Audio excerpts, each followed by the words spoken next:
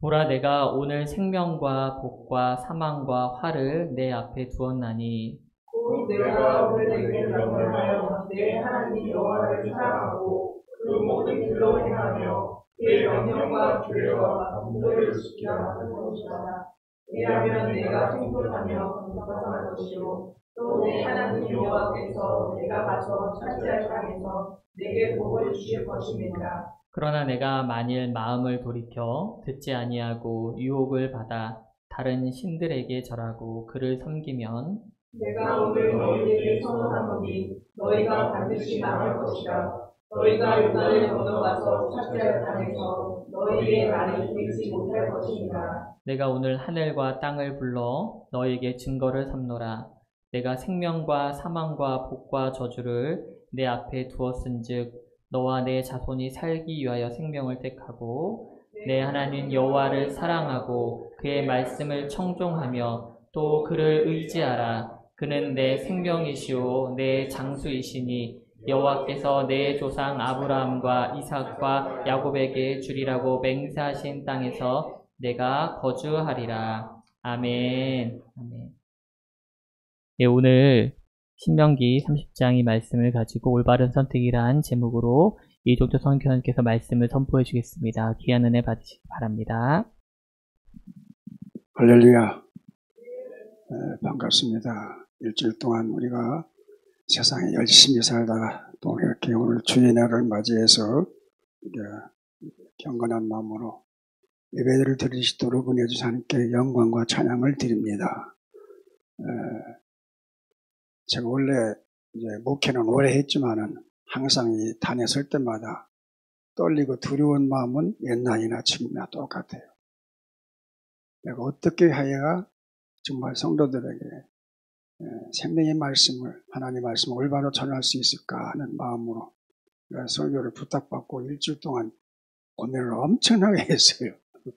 사람이 많고, 저도 부흥회를 한 15년 이렇게 했지만은 사람이 많을수록 담대한 마음이 생겨요. 그래서 더 크게 소리 지르고 더 크게 하시는데, 우리가 조금 이렇게 모였을 때는 마음이 더 이렇게 좁아지는 것 같고, 오히려 더 마음에 떨리는 마음입니다.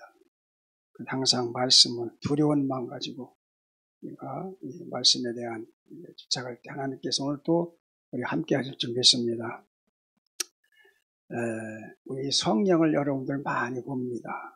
성경은 과연 무엇인가? 성경이라는 것은 하나님과 인간 관계에 있어 매우 중요한 하나의 관계를 형성할 수 있는 계약서다 이렇게 볼 수 있습니다. 성경은 계약서예요. 우리 인간과 하나님과의 계약을 맺는 계약서입니다. 우리가 창세기, 그러니까 구약성경, 창세기, 출애굽기, 레위기, 민수기, 신명기 이 5 성경을 뭐라고 하죠? 모세오경이라고 합니다. 이걸 모세가 지었기 때문에 모세오경이라고 하는데, 이 모세오경에서의 첫째로 창세기는 바로 창세기의 요주가 뭔가, 주제가 뭔가, 그것은 사람의 타락과 하나님의 구원의 계획이 바로 창세기를 통해서 우리에게 나타내주고 있습니다. 그래서 성경의 첫 책인 이 창세기는 온 세상에 있는 모든 것들의 시작이 바로 창세기죠. 그래서 하나님께서는 왜 천지 창조를 하셨고, 또 왜 인간을 지으셨고, 인간을 통해서 무언가 구원을 약속하시고, 인간이 엄청난 죄를 지고 하나님을 떠났음에도 불구하고 하나님은 인간을 다시 구속하리라. 하나님의 구속의 역사가 바로 이 창세기를 통해서 이루어지고, 또 그 다음에 출애굽기, 민수기, 신명기 이렇게는 모든 앞으로 되어질 예수 그리스도가 나타났을 구원의 역사, 또한 메시아가 나타날 것을 예언한 하나의 예언이고, 그것에 또한 이 모세오경을 통해서 우리가 준 하나님의 구원 계획이 자세히 기억되어 있고, 또 우리가 해야 될 일, 우리가 지켜야 될 일, 이 모든 계약이 또한 이 오경에 다 기록되어 있어요. 그리고 나머지 이제 예언서라든가 이런 거는 모두가 이제 앞으로 예수 그리스도가 나타나서 어떻게 되어질까, 이 세상에 어떻게, 인간이 어떻게 살아나가, 어떻게 정말 법도를 지켜야 되는가, 하나의 계약이, 모든 것이 성경의 계약. 또한 마태복음에는, 신앙 마태복음은 사복음서라고 해서 사복음서가 뭐예요? 사복음서를 뭐로 부르고 사복음서를 해요? 사복음서는 마태, 마가, 누가, 요한 이 네 가지를 사복음서라고 합니다. 우리가 이제 우리 학생들이면 학생들 이런 건 기본적으로 알아야 되겠어요. 모세오경은 모세가 지었고 그것은 창세기, 출애굽기, 레위기, 민수기, 신명기까지가 이게 모세오경이구나. 그리고 신약에 와서는 또 사복음서는 마태, 마가, 누가, 요한 이 네 가지가 바로 사복음서라는데 이 사복음서라는 이 책은 예수님에 대한 관한 책입니다. 예수님이 어떻게 어디서 태어나셨고 또한 무엇을 우리에게 가르치셨고 또한 어떻게 사람들을 도왔고 왜 십자가에 죽으셨는가 그리고 왜 3일 만에 부활하시고 승천하셨는가 그리고 다시 오시기는 왜 약속하셨는가 이런 모든 것들이 예수님에 대해서 증거된 것이 바로 사복음서입니다. 그리고 이제 사도 바울과 모든 사람의 지원, 이제 사도 바울이 이제 옥중 서신을 통해서 이제 열세 복음을 지었는데 여기에는 예수 그리스도에 관해서 앞으로 우리가 어떻게 지켜야 되고 우리가 영원한 삶을 살기 위해서는 어떻게 하나 계약이 다 돼 있어요. 우리가 지켜야 될 일. 그래서 성령은 바로 그래서 우리 인간과 하나님 사이에 맺어진 하나의 계약서다 그런 거예요. 우리가 집을 살 때도 계약이 있어야 계약서를 쓰잖아요. 우리 인간 관계에 무슨 사업을 하든 뭐든 다 계약서를 써야 돼요. 계약서를 쓰지 않으면 나중에 큰일을 당해야 됩니다. 낭패를 당해요. 그래서 우리도 하나님과 인간 관계를 확실하게 구분 짓기 위해서 하나님께 우리가 계약서를 만들었어요. 그래서 특히 이 모세오경 같은 경우는 실제로 하나님과 이스라엘 백성과의 계약 관계를 확신시키기 전 하나의 보증서라고 할 수가 있습니다. 여기서 우리가 중요하게 생각할 것은 문제는 뭐냐? 바로 이 성경 전체를 보면은 하나 딱 보면 선택입니다. 선택. 우리 인간이 어떻게 무엇을 선택해야 되는가? 성경의 전체 핵심은 선택입니다. 그래서 하나님께서는 백성과 계약하실 때 인간에게 선택의 자유를 주셨습니다. 선택의 자유. 이걸 자유의지라고 하는데 이걸 이제 신학적으로 하면 아주 복잡해요. 여러 가지 복잡한 게 많아요. 그러나 우리가 상식적으로 제가 여러분들이 이제 여기 어린 학생들이 많은데 하나 그냥 스쳐가는 말일지라도 언젠가는 여러분들이 그때 목사님이 그 노인 목사님 하신 말씀이 이거구나 하는 걸 깨닫게 될 때가 있습니다.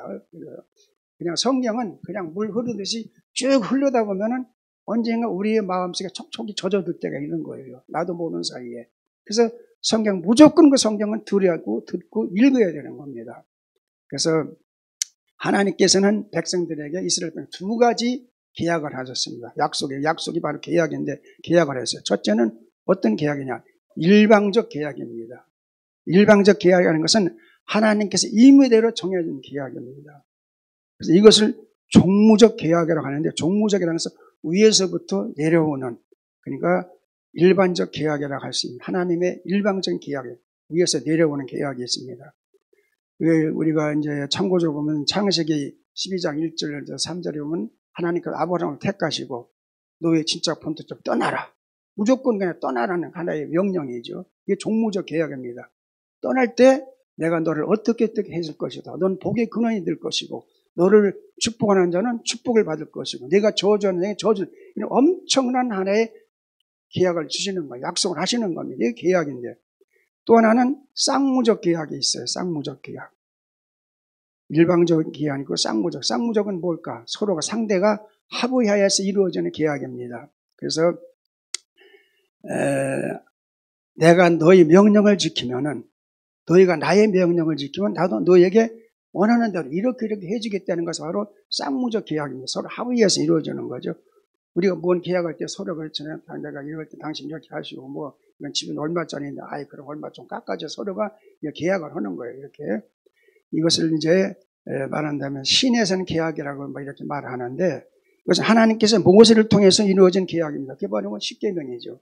우리가 출애굽기 20장 13절로 17절 보면은 십계명이 하나님께 주시는데 너희는 백성과 백성을 대표해서 모세를 통해서 계약을 하시는 거예요.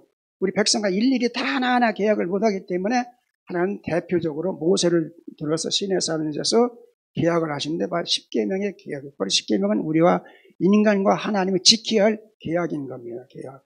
그래서 이것을 지킬 때는 그것이 다 나왔잖아요. 지키지 않으면 너희는 이렇게 오늘 보는 말씀도 바로 이 말씀인데 15절에 우리가 보니까 15절이죠. 보라 내가 오늘 생명과 복과 사망과 화를 내 옆에 두었나니 이 말씀 핵심이 뭔가? 사망과 복을 두었다 이겁니다. 그건 뭐냐? 이 사망과 복, 그러니까 죽음과 삶은 이런 하나의 두 가지 하나의 문제가 있는데 택하는 것은 너희들이 택하라는 것입니다. 너희들이 어떻게 하면 복을 받고 어떻게 하면 화를 받을 것인가를 알고 네가 화를 면하고 복을 받기 위해서는 어떻게 하라. 우리가 아까 읽은 말씀대로 나의 명령을 지킬 때, 내 말을 따를 때 나는 너희들에게 이러이러한 복을 주겠노라는 하나의 쌍무적 계약이 이루어지는 거죠. 그래서 우리의 삶에서 선택권이 있다는 것은 아주 중요한 사실입니다. 우리에게 선택권이 주지 않았다면 우리는 정말 어떻게 살아야 할지 모르는 거예요. 그렇잖아요? 그래서 하나님께서는 우리의 선물 중에서 선택권을 주셨다는 것은 엄청난 큰 축복인 것을 믿으시기 바랍니다. 그래서 이 선택을 통해서 내가 성공할 수 있고 선택을 통해서 또한 실패할 수 있다는 사실입니다. 그래서 우리의 선택을 중요성을 알아야 해요. 왜 중요한가? 우리가 그것은 선택의 과정에서 여러 가지 일들이 있는데 오늘 본문은 17절에 보면은 그러나 너희가 유혹을 받아서 그런 말씀이 있습니다. 이것은 우리가 선택하는 과정에서 유혹하는 것들이 많다는 것입니다. 이 세상은요, 우리가 잘 살고 편히 살기를 내버려두지 않습니다. 항상 무언가 우리에게 좋은 일이 있으면 그래서 옛날에 호사다마라는 말이 있어. 호사다마. 이건 뭐냐? 좋은 일일sen 조심하라. 왜냐? 악이 낄 수 있다는, 마가 낄 수 있기 때문에 호사다마라는 말이 있어요. 항상 좋은 일에는 항상 악한 것들이 끼게 돼 있어요. 하나님의 역사에는 꼭 사탄이 끼게 돼 있다 이겁니다. 우리는 정말 좋은 거 선택했는데도 사탄이 우리를 유혹한다는 겁니다. 유혹. 그래서 이 유혹이라는 단어를 잘 우리가 알아야 돼요. 예, 성경에도 보면은 이 유혹하는 자들은 유혹하는 조건은 먼 데서 오는 게 아닙니다. 바로 내 유혹이라는 것은 제일 내 가까운 곳에서 나타나는 유혹이에요. 뻔히 서울 사람이 나한테 유혹하는 게 아니에요. 바로 내 옆에 있는 존재가 나를 유혹하는 거예요. 꼬이고. 참고적으로 성경 창세기 4장 7절 중반절에 보면은 이제 그 가인의 범죄를 통해서 이제 저런 걸 하나님께 말씀하셨는데 거기에 보면 죄가 문 앞에 엎드려 있느니라 그랬습니다. 문 앞은 먼 곳이요, 가까운 곳이요. 제일 문만 열면은 죄가 딱 엎드려진. 왜 엎드려진가? 기회를 보는 거예요. 내가 죄질 수 있도록 나를 넘어뜨리는 꼬이려는 기회를 보는 겁니다. 죄가 문 앞에 엎드려냐. 그리고 로마서 7장 11절에 보면 죄가 기회를 타서 계명으로 말미암아 나를 속이고 그곳에서 나를 죽였도다 그랬습니다. 기회를 보는 거지. 바로 유혹이라는 것은 기회를 보는 겁니다. 제일 가까운 데, 기회라는 것은 어떤 먼 데서 보니까 가까운 데에서 나를 잘하는 사람이 잘하는 무언가 문제들이 나의 옆에서 가까운 데서 나를 넘어뜨리려고 항상 도사리겠다는 사실. 정말로 우리가 생각하면은 너무나 끔찍한 일이 아닐 수가 없다 이겁니다. 예를 들어서 하나님께서 천지 창조를 하셨습니다. 마지막에 인간이 살 수 있는 모든 조건을 만들어 놓고 하나님께서 사람을 지으십니다. 그리고 에덴이라는 동산에 사람을 거기에 살게 하시고 그 첫째 주인이 누구요? 바로 아담과 하와지요. 에덴 동산 여름에 자랄 성경에 나타나는 것 자란 것처럼 수많은 나무의 과일들이 너무나 넘쳐납니다. 좋은 말. 그때 당시 왜냐면 이 하나님께서 심판하기 전에 에덴 동산은 너무나 그냥 벌레를 먹거나 해충이 없는 그런 시대입니다. 그런 시기예요. 그러니까 과일들이 정말 수많은 과일들이 나무마다 주렁주렁 맺혀 있어요. 굶주림 이런 걸 생각지도 못하는 겁니다. 식물, 우리가 인간이 먹을 수 있는 모든 식물들, 무성한 식물들이 정말로 천지 깔린 게 바로 에덴 동산. 사람이 살기에 완전히 완벽한 하나의 낙원이라 이게 파라다이스, 정말 천국이에요. 그런데 하나님께서는 하나의 조건을 세워주십니다. 뭘 만드셨죠? 선악과라는 열매. 선악과는 선과 악을 구별하는 열매입니다. 선악과, 그게 선악과라고 하는 거예요. 선악과를 만들어 놓으시고 아담에게 말씀하시길 너는 이 동산에 있는 모든 과일은 너를 다 먹어라. 걱정하지 말고 다 먹어라. 그러나 이 선악을 알겠는 이 과일만은 너희들이 먹지 마라. 그건 하나의 명령. 이게 바로 뭐냐? 계약입니다. 계약. 하나님과 인간과의 계약인 거예요. 왜 그냥 선악과 안 만들었으면 참 편할 텐데 왜 하나님은 선악과를 만들어 놓고 이걸 따먹는 날에는 정령 죽으리라 그냥. 정령. 아주 이것은 용서 없이 그냥 죽는다는 겁니다. 왜 그런 엄청난 법을 만들어 놨을까? 이건 바로 우리 인간의 선택이 주시는 거예요. 그래서 공평하다는 하나님은 공의가 아니라 공평한 하나님인 겁니다. 좋은 것만 주셨으면 끝났을 텐데 왜 선악과를 만들어 놨을까? 이렇게 부족함이 없는 정말로 살기 너무 좋은 이곳에 왜 선악과를 만들어 놨을까? 그리고 먹는 데는 정녕 죽는다고 그런 하나의 법을 정해놨을까? 정말 이것이 하나의 하나님의 계획이시고 인간과의 하나의 관계의 하나의 계약인 것인데 근데 안타깝게도 인간은 거기에서 승리하지 못하고 결국 실패를 합니다. 창세기 3장 1절 6절에 보면은 거기는 뱀이라는 간기 환자가 있다는 것입니다. 좋은 것만 있는 게 아니에요. 사람 인간 삶에. 간기화다는 것은 아주 꿰이는 자, 꼬이는 자, 그리고 유혹하는 자, 사기꾼이라는 뜻이죠. 간기환 뱀이 나타나서 하와를 유혹합니다. 여기서 우리가 알 것은 중요한 한 가지는 뭐냐? 하와가 뱀을 만나기 전까지는요, 이 선악과에 대해서는 아무리 신경을 쓰질 않았어요. 전혀.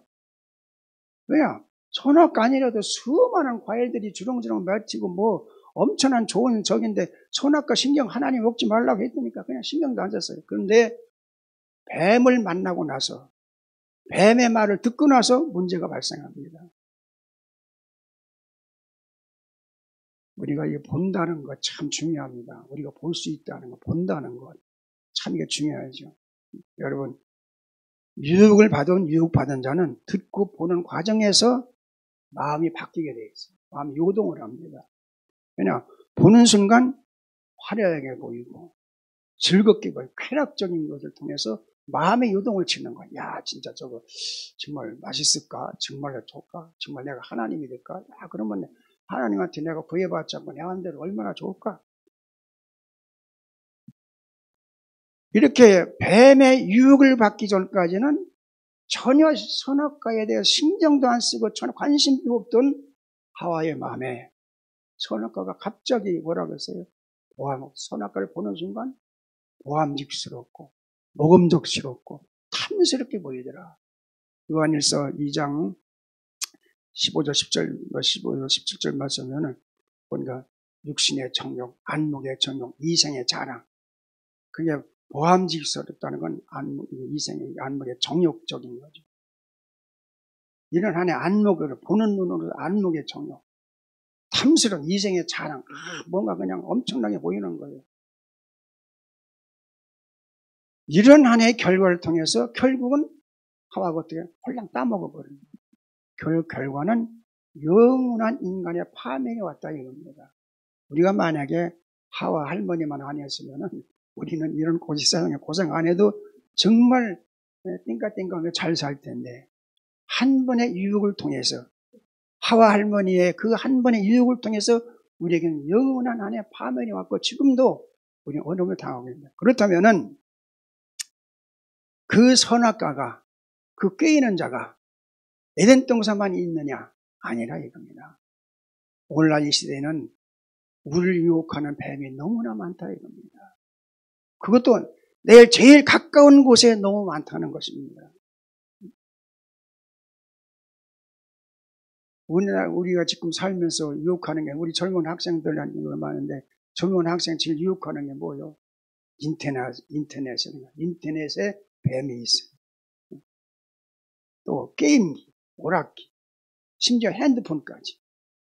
더 나아가서 얼마 전에 서울 여기 시골이니까 서울에 무슨 학교 주변에 마약까지 별 수많은 꼬이는 뱀들이 지금은 수없이 우리 주변에, 여러분의 주변에는 여러분의 가정에서부터 학교에서부터 모든 직장 모든 것이 정말 선악과를 따먹게 하는 뱀들이 엄청나게 울고 있다는 사실을 알아야 돼요. 우리는 정신을 바짝 차려야 됩니다. 특히 우리 젊은 학생들 정신을 바짝 차려야 돼요. 한 번 유혹을 받고 실패하면은 내 인생에 영원한 파멸이 있다는 것을 알아야 돼요. 정신을 차리지 않으면은 우리는 그걸 피할 방법이 없어요. 왜냐하면 너무나 많은 그 유혹의 그물들을 쳐놨기 때문에 어느 그물에 우리가 들어갈지 몰라요. 게임기에 빠져서 들어갈지, 뭐 인터넷 빠져 들어갈지, 어느 죄악에 빠져 들어갈지 모르는 것이 오늘날 현실이다 이겁니다. 그래서 우리 특히 예수 믿는 우리 성도들은 지혜로운 선택을 해야 된다 이겁니다. 선택을 잘하자 이겁니다. 20절 말씀에 네 하나님 여호와를 사랑하고 그 말씀을 청종하며 그를 의지하라 그러십니다. 여기서 우리가 특히 의지하라는 뜻이 뭔가? 의지하라는 말씀은 최대한, 다른 성경은 부종하라 그렇게 했는데 최대한으로 가깝게 하라는 거예요. 가깝게. 우리 어머니 아버지를 의지하듯이 가까이 사랑하는 사람을 의지하다. 의지하는 제일 가까이, 제일 밀착하라는 의미가 있습니다. 여러분, 진정으로 하나님을 사랑하십니까, 여러분? 정말 진정 사랑하십니까? 그렇다면 하나님을 사랑하는 증거는 뭔가? 여러분, 뭐로 여러분 나라가 하나님 사랑하는 증거를 보일 것인가? 여러분, 뭘 증거로 나타낼 겁니까? 사랑의 실체가 뭡니까? 사랑의 실체. 사랑의 실체는 관심입니다. 관심. 아멘. 사랑하는 사람이 그냥 전화도 않고 그냥 뭐 만나지도 않고 사랑한다 소리도 않고 그러면 그게 관심이 없다는 거예요. 내가 하나님을 사랑한다면 하나님의 말씀에 관심을 가지고 그 말씀에 아주 그냥 예민한 반응을 받아야 돼요. 우리가 말씀을 들을 때 정말로 아멘으로 화답할 수 있는 그런 마음이 열려야 됩니다.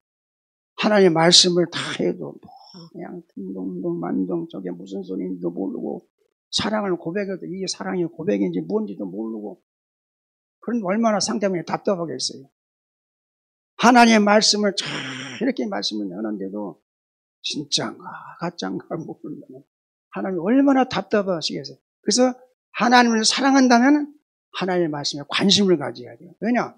하나님의 말씀 우리가 약속이기 때문에 우리 하나님을 볼 수가 없잖아요. 바로 말씀이 하나님이기 때문에 말씀에 관심을 가지고 조그만 말씀을 들어 예민하게 반응을 하는 것이 사랑의 하나의 실체라 이겁니다. 우리가 세상에서도 사랑하는 사람끼리는 자주 만나고 막 사랑해요 고백하고 막 그러잖아요.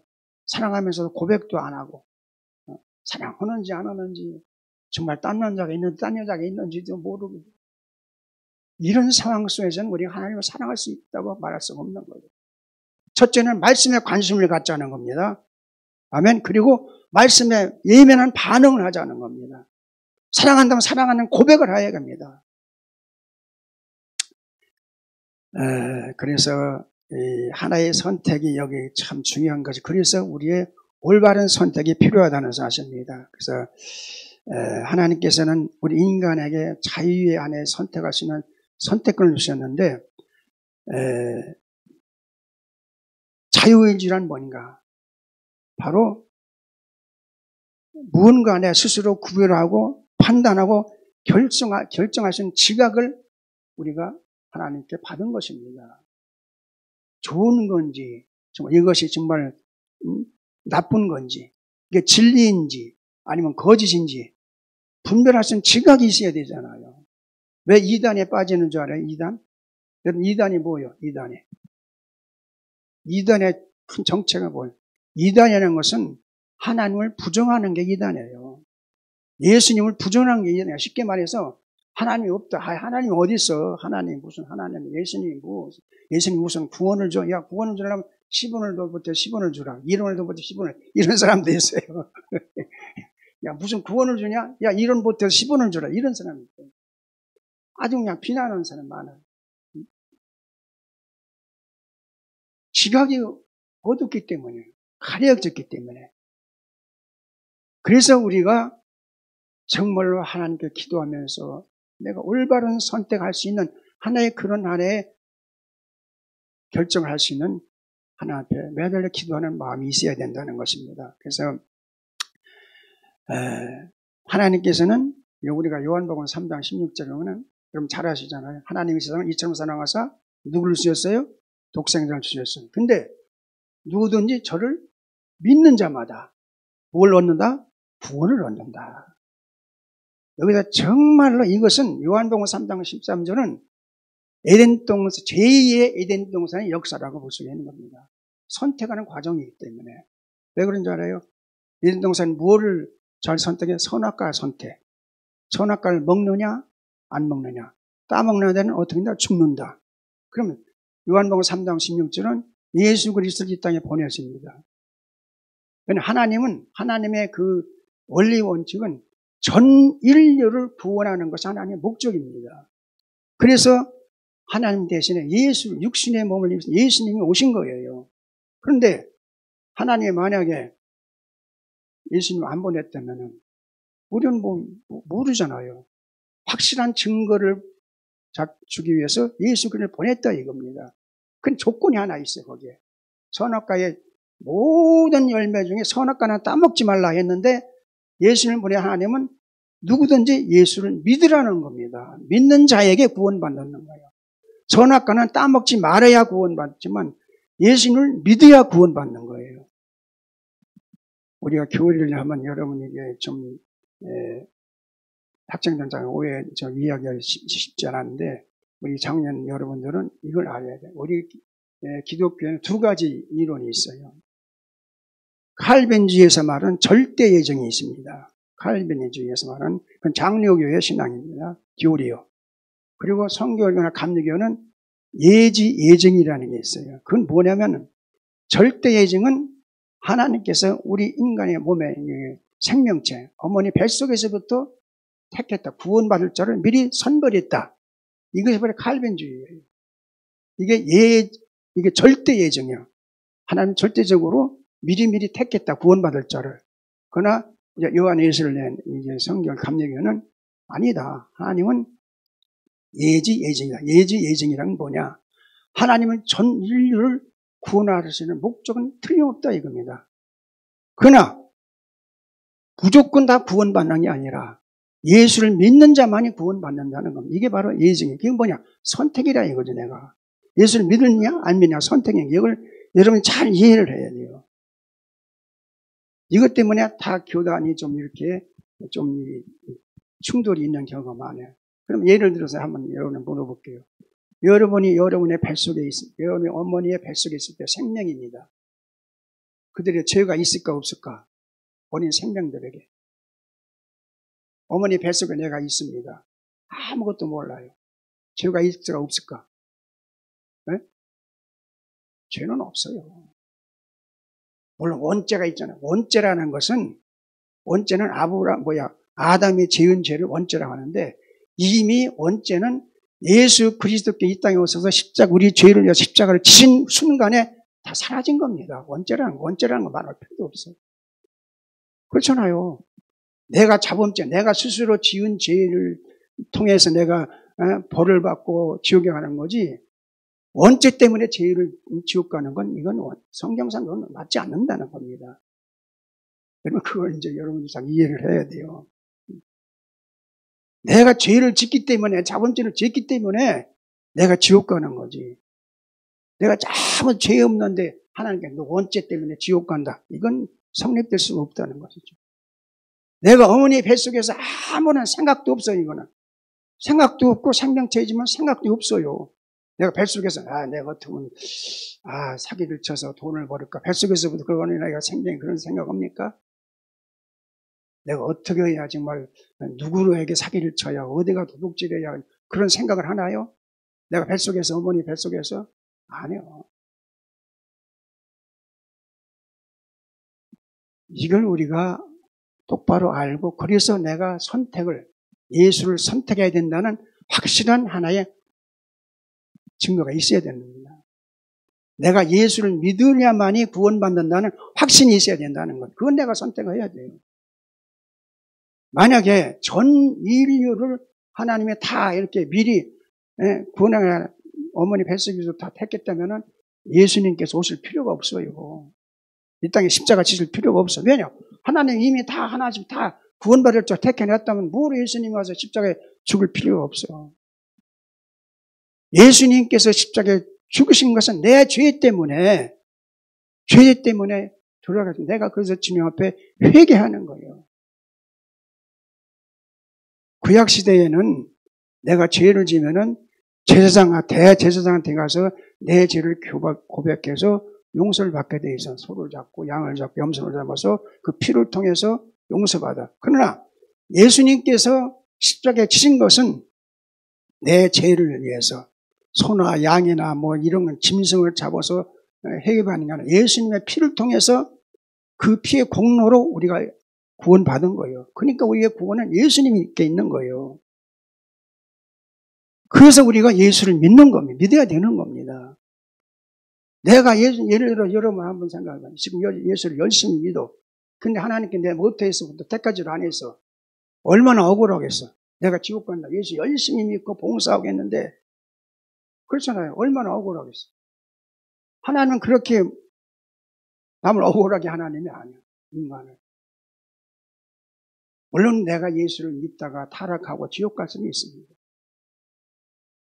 물론 하나님께서는 특별히 쓰시기 위해서 모태에서부터 선택한 분들도 있어요.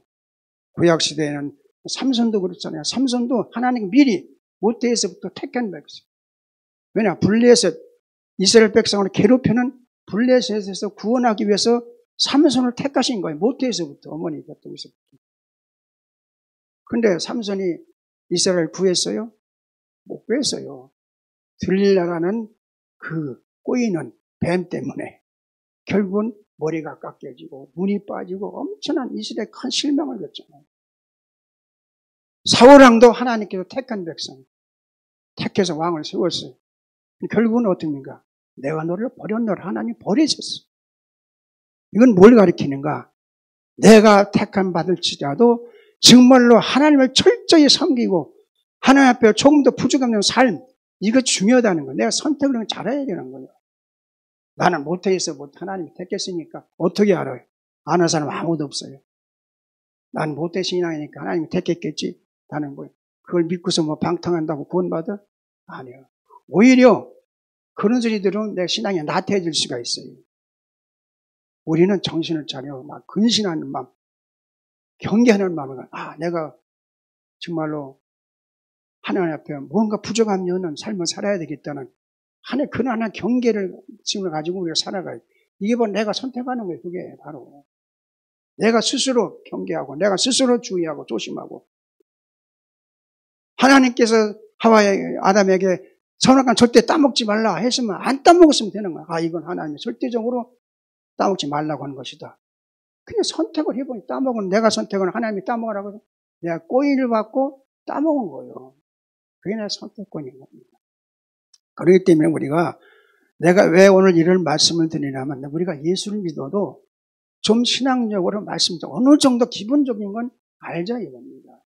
나는 모태에서부터 하나님이 택해서 예수 믿는 게 아니라 하나님이 날 부르셨고 내가 주님을 택했다. 또 내가 주님을 왔다는 것을 또 우리 스스로 고백을 해야 돼요. 주여 내 죄인이지만 주 앞에 와 찬송동의 죄인이 왔으니 나를 받아주소서. 나는 죄인입니다. 그러나 날 버리지 말고 나를 받아주시옵소서. 하나님이 예수님 앞에 와서 회개하고 다 회개를 하나님이 택했다면 미리 택했다면 회개를 뭘 회개해요? 내가 뭐 회개 안 해도 다 천국 갈 텐데 그건 아니라는 생각이 들 수 있다 이겁니다. 설령 내가 택함 받았다 할지라도 난 더욱더 더 세상에 유혹받지 않게 더 하나님의 말씀에 관심을 갖고 더 예민하게 신앙생활을 해야 된다는 겁니다. 내가 지금 예수 믿으니까 난 하나님의 택했겠지. 그건 아니라는 생각하다 보면 하와 같이 유혹을 받게 돼 있어요. 우리 주변에는. 저는 이렇게 우리나라에 큰 교회가 많잖아요. 저도 큰 교회 다니면서 붕괴돼갖고 나도 예산에 교회를 크게 접어서 했고 했지만은 여러분 하나님은 외모로 판단하신 분이 아닙니다. 우리가 중심을 보시는 하나님이에요. 특히 우리 주변에도 큰 교회가 많잖아요. 그러나 하나님 보시기에 과연 큰 교회는 어떤 게 큰 교회인가? 사랑이 많이 묻고 건물이 참 웅장한 게 그게 큰 교회인가? 큰 교회라는 것은 하나님이 임재하시고 그 임재하신 하나님께 경배하며 예배하는 것이 바로 큰 교회라는 겁니다. 믿습니까?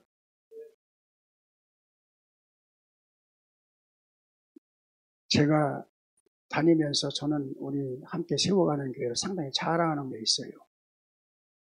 아니, 목사님 뭘 자랑할까? 저는 정말 갈 곳마다 우리 형제가, 이제 목사가 15명이에요. 우리 형제가. 우리 아버지, 우리 집안이 아버지 이제 목사님이 돌아가셨고, 우리 칠남매 또 조카들까지 현재 목사가 15명인데, 목회에 대해서는 정말 누구보다도 많이 알고, 또 교회 그 성령이라는 교회의 어떤 그 모든 것은 다 저희만큼 아는 사람 없어요. 또 70년이 넘도록 예수를 믿었으니까 어느 정도 다 알 거 아닙니까? 저 나름대로 큰 교회도 가보고 큰 교회 부흥회 들고 다니는데, 큰 교회는 내가 느낀 거예요. 큰 교회는 건물 보고 사람 보는 게 아니라 그 교회에 정말 하나님의 임재가 있느냐, 성령에 감동하는 성도가 있느냐, 정말 하나님이 받았을 신령한 예배를 드리는 장소인가. 교회를 건물을 보고 판단하지 말자는 겁니다. 제가 지난 코로나 때문에 한참 어려울 때 서울 수지에 큰 교회가 한 3만 명 이상 되는 교회가 있어요. 여러분 아마 들으면 알 겁니다. 내가 어느 교회라고 어느 목사님이 얘기를 하겠습니다. 근데 그때 코로나 때 예배 드리는 거 한번 봤어요. 그러니까 목사님이 우리 목사님 기타를 잘 치더라고요. 김 목사님. 그 수만 한 3만 명 모인 가운데서 강대상에서 설교 시간에 유행가를 5곡을 부르는데 완전히 무슨 가수 페스티벌 하는 것 같아요.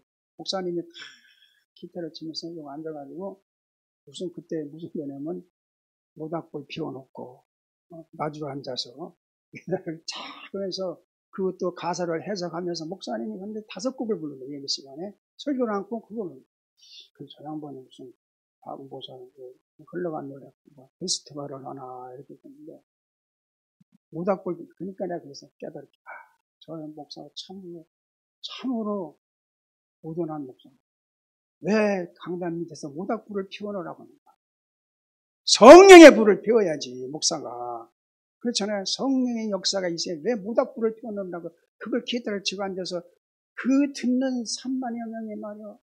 난 그래서 조석에는 장로도 있고 뭐도 있고 별 사람 다 있을 텐데 박사도 있고 박박사도 있고 별 사람 다 있을 텐데 저거를 성도라는 사람들이 예수를 수십 년 믿은 사람들이 저 노래를 듣고 앉았는가? 한심했다. 여러분 그런 교회 가고 싶어요? 그런 교회 부럽습니까? 가서 그냥 유행가 가고 그냥 앉아서 모닥불 피워놓고 노래 거는 하나님은 그런 교회를 찾으시는 하나님이 아니십니다. 내가 잘하는 여러분 항상 나는 교회 다니면 우리 형제들에게도 그렇고 목사님 우리 세워가는 교회를 자랑이 한 가지 있어요. 그게 뭐냐? 주일마다 우리 학생들이 돌아가면서 대표 기도하는 거예요. 이건 어느 교회에서도 찾아볼 수 없어요. 대예배 때에 학생들이 기도해봐야 어떤 때 내가 딱 해보면 한 30초, 1분 이렇게 합니다. 띄엄띄엄 하는 기도. 정말로 부끄러운 마음으로 수줍은 마음으로 나아가는 기도. 하나님은 그 기도를 정말 받으시는 거예요. 여러분의 진정한 기도.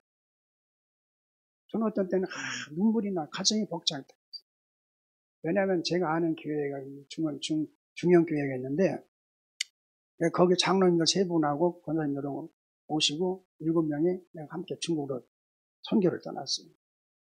가서 정말 그 나환자들 저거 다 하는 과정에서 치료하고 나오다가 식당에 들렸어요. 그래서 장로님 보고 오늘 장로님 식사를 조금 하시오. 펄펄 뛰면서 장로님이랑 그게 한 30년 이상 다닌 분이 목사님 나 기도 못해. 막 도망을 가는 거예요. 기도시키고. 그 후에는요, 이 예배 때 장로님들 기도 안 시킵니다. 그런 교회가 있어요. 가까운 데 있어요. 내가 아는 어느 교회라고 말을 안 했어요. 그 장로님들이 6분 계신데 대표기도 한 번도 안 해봤어요. 안 시켜. 그러니까 어디 가서 기도하라면 벌벌 떨고 안 하는 거예요. 기도라는 건 상황에 따라서 하면 되는 거예요. 선교 갔으면 하나님 이렇게 한국에서 우리 목사님하고 같이 선교 왔습니다. 이곳에서 좀 우리가 열심히 선교하고 복음을 전해서 이 지역에 예수님의 복음이 전파해달. 간단히 기도하면 되는 거예요. 그 소리를 못 하는 거예요, 장로가. 그 기도를 못 하는 거예요. 그래서 나는 항상 자랑하는데, 여러분 함께 세워가는 교회, 우리 학생들 정말 뭐 그냥 기도하면 유창한다고 해서 기도가 다 되는 게 아니에요. 마음에 비록 연필로 적어서 그냥 부끄럽게 하지만 그 하나의 정성을 마음을 모시는 하나님께서 바로 함께 세워가는 교회가 세상적으로 본 세상 사람들로 볼 때는 작은 교회 같지만 하나님 보시기에는 큰 교회인 줄 믿으시 바랍니다. 할렐루야. 여러분들 지금부터 하나의 그런 교육을 통해서 정말 앞으로 장성한다면 어른이 된다면 여러분의 큰 하나님의 축복이 있을 줄 믿습니다. 그래서 내 하나님 여호와의 말씀을 지켜 행하고 관심을 가지라 이겁니다. 정말 여러분들이 이 교회를 선택한 것을 정말로 자랑스럽게 생각하시기 바랍니다.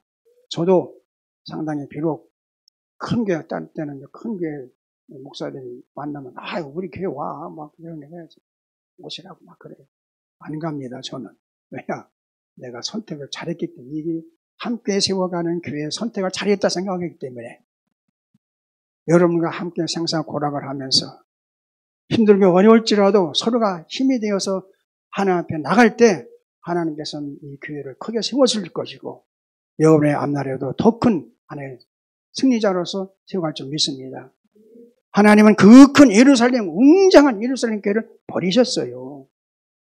그리고 거기에서 나온 세례요한을 통해서 세례요한 홀로 단신 유다 광야에 나와서 뭐라고 외쳤습니까? 회개하라 천국에 가까웠느니라.